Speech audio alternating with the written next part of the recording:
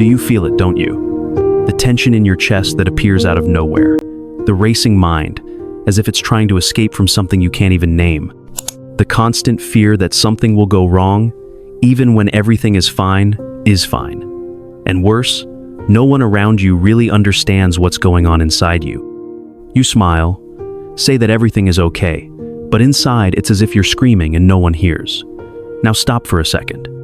What if I told you that this anxiety that consumes you every day is not the real problem? What if it's just a symptom of something much deeper trying to emerge from your psyche? Carl Jung, one of the greatest thinkers in depth psychology, believed that anxiety was not a failure, a dysfunction, or a simple chemical issue. For him, anxiety was a call from the soul, a sign that parts of you have been neglected, suffocated, or denied for so long that they are now trying to resurface with full force. Have you ever wondered why you feel so much anxiety for no apparent reason? Have you ever asked yourself why, even when trying to control your thoughts? Meditate, trying to control your thoughts, meditate, breathe deeply, or follow shallow advice like, think positive, the feeling remains, like an invisible presence chasing you. Perhaps it's because you're trying to kill the messenger without listening to the message. Jung said that neurosis is always a substitute for legitimate suffering. In other words, anxiety arises when you flee from something that needs to be faced.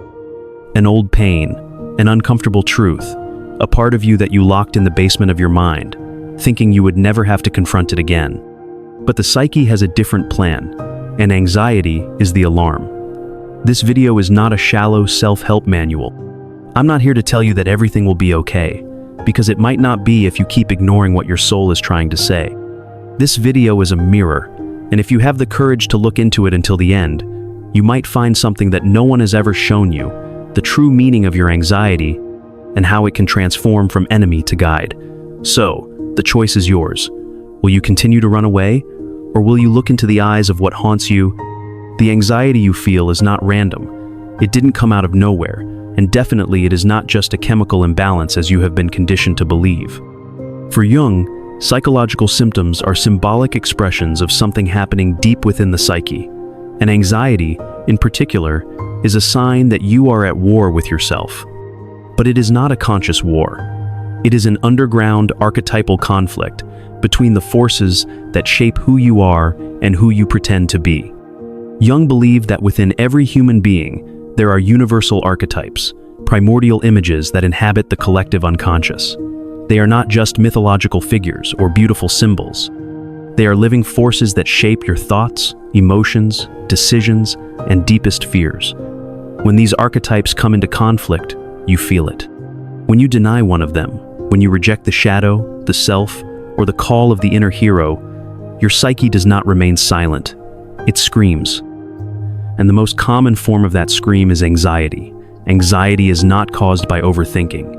It is caused by disconnection. When the ego, the part of you that identifies with the social mask, with routine, with control, loses contact with the unconscious, an internal crack is born. You feel insecure, even without reason. You feel fear of the future, even when everything is relatively fine. You feel an emptiness that nothing fills, neither success, nor relationships, nor distractions. Why does this happen? Because the unconscious is trying to restore balance. It is trying to get your attention. When you live only to meet external expectations, to maintain an image, to follow a script that you didn't even write, you are denying your soul. And the rejected soul manifests first as discomfort, then as anxiety. And if you continue to ignore it as collapse, Jung didn't see anxiety as an enemy. He saw it as a symbolic messenger bearer of a call for individuation, the process of becoming what you truly are. But it is necessary to recognize that anxiety carries a message, a metaphor, a symbol. Something within you is dying so that another part can be born.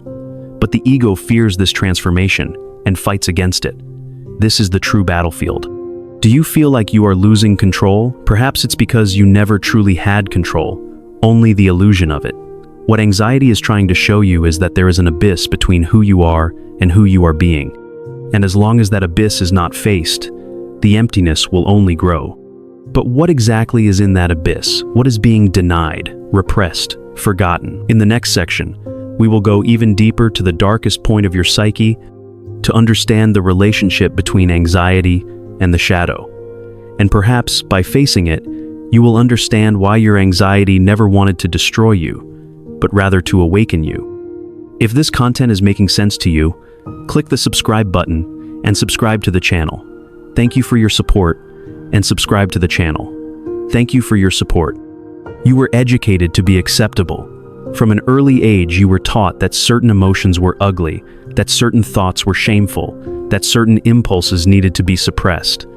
You learned to smile when you wanted to scream, to be kind when you felt anger, to pretend to be secure when you were falling apart. Over time, you shaped a persona, a social mask, and buried everything that didn't fit into it. But here's the truth. No one told you. Everything you buried is still alive. Jung called this forgotten side of you the shadow. The shadow is everything you don't want to be but are. Everything you don't want to feel but feel. It's your fear disguised as anger. Your anger disguised as silence. Your insecurity masked as control. And when you try to live only as what is acceptable, you become a slave to that shadow. And it manifests in the only way it can, through anxiety. Anxiety in this context is like an alarm triggered by the rejected part of you. It's the shadow knocking on the door of your consciousness, demanding to be seen, and the more you ignore it, the louder it screams. You feel palpitations, sweating, insomnia, obsessive thoughts.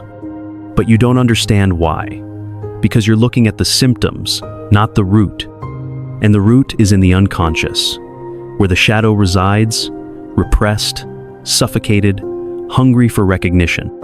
Have you ever wondered why you have disproportionate reactions, why you panic over small things, why you self-sabotage when everything seems to be going well? It's not bad luck, it's not weakness. It's the shadow trying to restore psychic balance. It's saying, you can't keep pretending I don't exist. And here's the cruelest part. Society reinforces your disconnection with the shadow. It rewards you for being productive, for appearing confident, for maintaining appearances. But that appearance comes at a high cost. It costs your authenticity. It costs your emotional health. It costs your peace. Jung said that no one enlightens themselves by fantasizing figures of light, but by making the darkness conscious. The true cure for anxiety is not in eliminating the symptoms, but in facing the truth they reveal. And that truth is brutal. You built an identity based on half of your soul, and now the other half is demanding to be heard. But how do you listen to a part of yourself that you fear? How do you dialogue with the shadow without being consumed by it? The answer lies in the body. Because before it manifests as thought, the shadow expresses itself as sensation, anxiety, tension, physical pain. Your body is carrying the conflict that your mind insists on denying. In the next section, we will understand why anxiety is not just in your head, but in your body, and how it has become the battleground between who you are and who you are trying to be. Your anxiety does not only live in the mind, it lodges in the body, in the contracted muscles that you no longer even notice, in the stomach that tightens for no reason, in the chest that burns as if something is about to explode, in the knot in the throat that prevents you from saying what you feel. These symptoms are not just physical, they are psychic. They are manifestations of the internal conflict between the ego that wants control and the soul that wants liberation. Jung believed that the body is the mirror of the unconscious. When repressed content does not find a symbolic outlet, such as dreams, art, writing, or inner dialogue, it manifests in a literal, raw, somatic way. And anxiety is one of the most intense forms of this manifestation. It is the collapse of the language of the soul that, ignored for too long, has begun to scream through the flesh. How many times have you felt your body react as if it were in danger, even knowing rationally that everything was fine? This is the unconscious trying to take command because your consciousness is no longer listening. The nervous system goes into a state of maximum alert, as if a predator was stalking you. But the predator is not outside, it is inside. It is the repressed content of your psyche that has become so unbearable that it now expresses itself in the form of physical urgency. That is why superficial techniques rarely work. Deep breathing, taking a cold shower, trying to think positive may bring momentary relief. But it does not solve the problem, because it is not the body that is broken, it is the connection between body and soul that has been severed. Anxiety is the body trying to compensate for a soul that has been silenced. Jung understood that the body is symbolic. It is the stage where the deepest dramas of the psyche are played out. An anxious body is a body that carries secrets, emotions that have never been expressed, traumas that have never been named, needs that have never been named, needs that have never been heard, and each symptom is a desperate attempt by the unconscious to bring to light what needs to be integrated. You live exhausted, not only because your routine is heavy, but because your soul is waging a subterranean war, and this war has a price: chronic tensionic tension, insomnia, diffuse pain, a constant sense of threat. Your body is pleading for reconnection, for listening, for truth. But how do you transform this body into an ally, instead of seeing it as an enemy? How do you move from a logic of combat, trying to control the symptoms, to a logic of listening and integration? In the next section, we will explore the true antidote to this anguish, the journey of individuation, a profound path proposed by Jung where anxiety ceases to be a burden and becomes a compass. You are not here to survive. You are here to become who you really are. But the problem is that no one taught you how to do that. From an early age, you were shaped to fit, into patterns, into expectations, into norms. You learned to adapt, to be accepted, to stay silent, to avoid conflicts, to follow rules whose authors you don't even know. And in the process, you forgot who you were. You lost your center.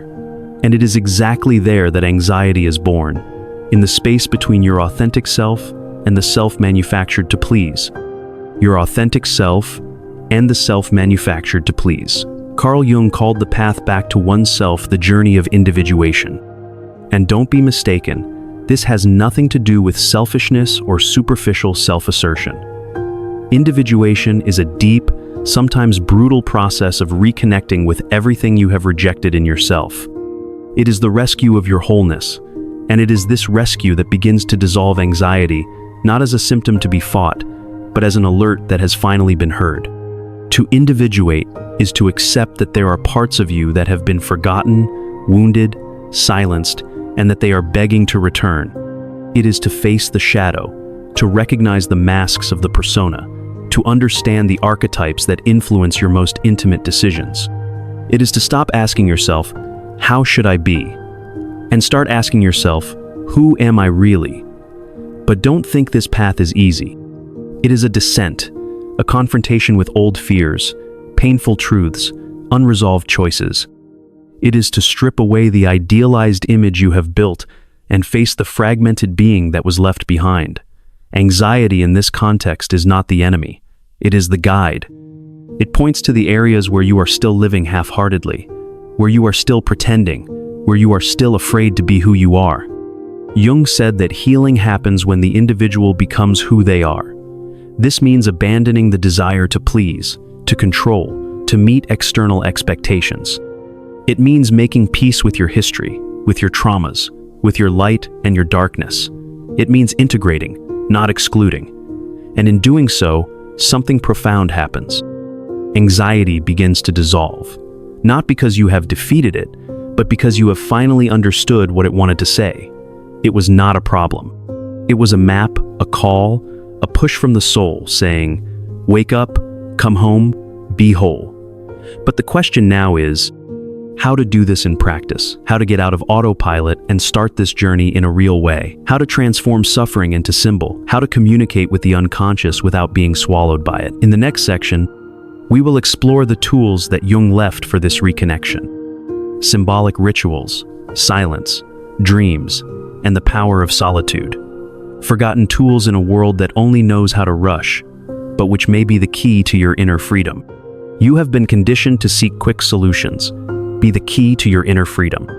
You have been conditioned to seek quick solutions, a pill to sleep, a motivational podcast, a 5-minute video with 5 tips to control anxiety. But here's a truth that might hurt. There is no instant cure for suffering that took years to form. What exists is a process. And this process begins when you quiet down, listen to yourself, and accept to dive into the invisible. Jung did not see the human being as a machine that needs fixing, but as a fragmented soul that needs integration. And for that, 3 practices are indispensable: silence, symbolism, and solitude. In the noisy world we live in, silence has become a luxury. But for Jung, silence was the beginning of dialogue with the unconscious. While you distract yourself with external noises, notifications, obligations, others' opinions, of dialogue with the unconscious, while you distract yourself with external noises, notifications, obligations, others' opinions, the most important voice of all remains muffled. Yours, silence, is not empty. It is a portal. It is in silence that repressed contents emerge, that symbols take shape, that dreams regain meaning. Silence is the language of the soul, and it is in this silent space that symbolism comes in. Jung asserted that the unconscious communicates through symbols, images that carry deep meanings, often incomprehensible to rational logic. Have you ever had a disturbing dream and woken up not knowing what it meant? Have you ever felt a strange connection to a song, an image, or an apparently trivial memory? These are symbols, and they do not appear by chance. They are keys, fragments of your soul trying to say, "Hey, I'm here. Recognize me." Interpreting these symbols is an act of psychic alchemy. You need to learn to see what lies beneath the surface. A dream of falling may be a warning of loss of control. A constant feeling of weight on your shoulders may symbolize responsibilities that are not yours. Anxiety, in fact, is itself a symbol, a sign that there is a rupture between what you live and who you are. But none of this can be accessed without solitude. And pay attention. Solitude is not isolation. Isolation is escape. Solitude is not isolation. Isolation is escape. Solitude is presence. It is the sacred space where you can finally stop acting and start listening. Jung saw solitude as a necessary ritual for transformation.